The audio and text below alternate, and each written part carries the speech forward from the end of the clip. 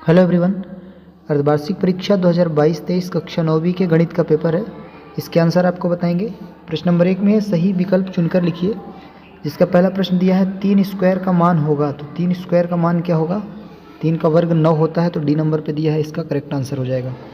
दूसरा है 3x square plus 5x plus 2 में बहुपद की घात है, तो इसमें बहुपद की घात क्या होती है? जो चर की सबसे बड़ी घात होती है, तो 2 देख रहे हैं, तो 2 बी नंबर पे दिया है।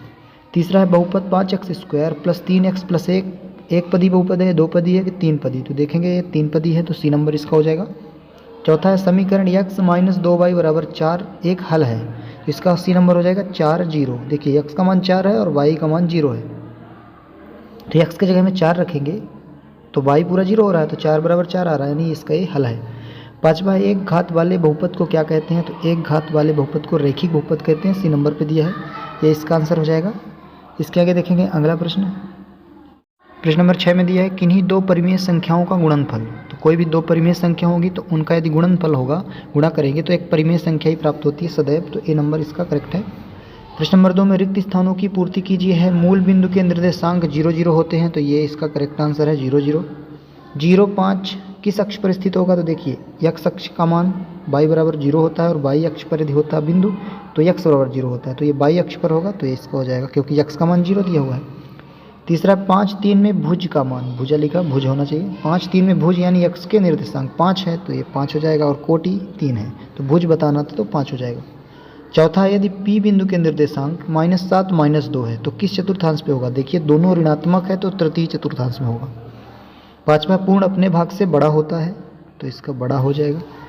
छठवा x स्क्वायर प्लस x द्विघातीय बहुपद है क्योंकि 2 घात है x के अधिकतम, तो ये इसका करेक्ट आंसर हो जाएगा। प्रश्न नंबर 3 सही जोड़ी बनाइए। इसको देखिए 2 कॉलम दिए हैं, आपको मैच कराना है करेक्ट आंसर से। -2 और -4 -6 हो जाएगा, ये दिया हुआ है। 4/6 को यदि 2 से काट दिया जाए तो 2 दूनी 4 और 2 तें 6, 2/3 आ जाएगा, ये देख सकते हैं 6वें नंबर पे। 1/100 0.01 है, दशमलव निरूपण करेंगे तो 1 में 100 का भाग लगाने पर यही प्राप्त होगा। -5 का गुणा करना है -10 से, तो ये हो जाएगा माइनस और माइनस प्लस, तो 50 आ जाएगा, 10 × 50 प्लस में दूसरे नंबर पे दिया हुआ है। 50 का गुणा करना है 1/5 से, तो कट जाएगा 5 से, 5 दाम 50, 10 आएगा, तीसरे नंबर पे है, ये देख सकते हैं। और 42.64 में 0.36 जोड़ना है, तो 3 6 और 6 4 मिला के एक पूरा 1 हो जाएगा, नहीं 43 हो जाएगा, इसका मान चौथे नंबर पे है। और 30% जो होता है वो 30/100 कहलाता है, 5वें नंबर पे दिया गया है। तो आपके प्रश्न नंबर 3 जो सही जोड़ी थी इसके आंसर हो गए। प्रश्न नंबर 4 में सत्य सत्य लिखिए, इसको देखते हैं। पहला क्वेश्चन है y बराबर 3x + 5 दो चर वाला रैखिक समीकरण है, इसके अपरिमित रूप से अनेक हल होते हैं, तो सत्य है।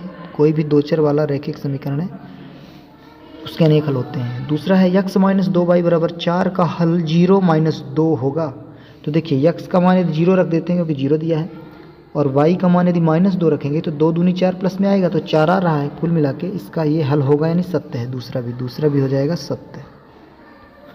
तीसरा है समीकरण के दोनों पक्षों में समान संख्या जोड़ी या घटाई जा सकती है, सत्य है। दोनों पक्षों में यदि हम समान संख्या जोड़े या घटाएं तो उनके मान में कोई अंतर नहीं आता।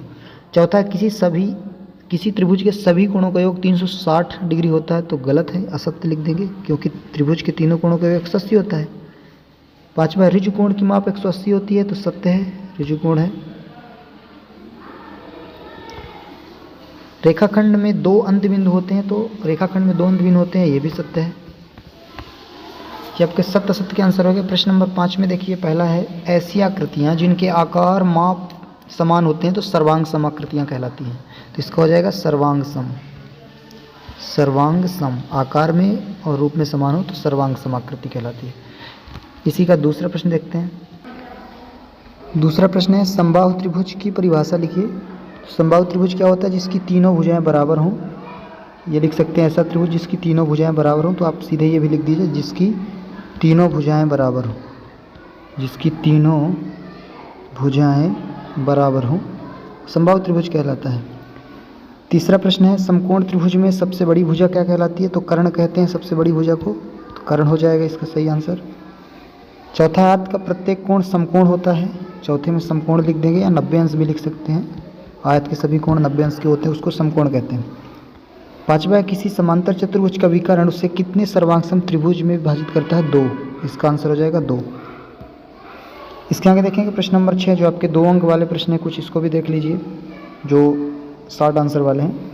जैसे 3 और 4 के बीच 2 परिमेय संख्याएं लिखना है तो आप सिंपली क्या कर सकते हैं, 3 का गुणा कर लीजिए, 3 गुणे 3 और बटे में भी 3, तो ये जो 3 है ये बन जाएगा 9/3।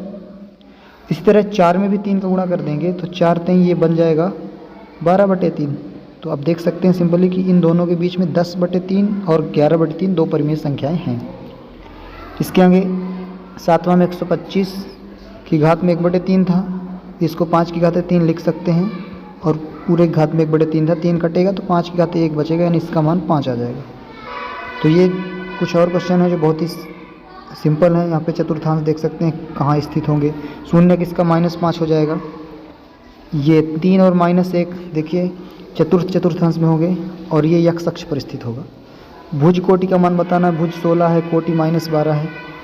तो ये कक्षा 9वीं का गणित का पेपर था अर्धवार्षिक परीक्षा का, जिसके आंसर हमने कर रहे हैं। आपके कितने आंसर सही हैं, आपके जो ऑब्जेक्टिव बताए गए और इसके अलावा आपको पेपर कैसा गया आप कमेंट करके बताइए।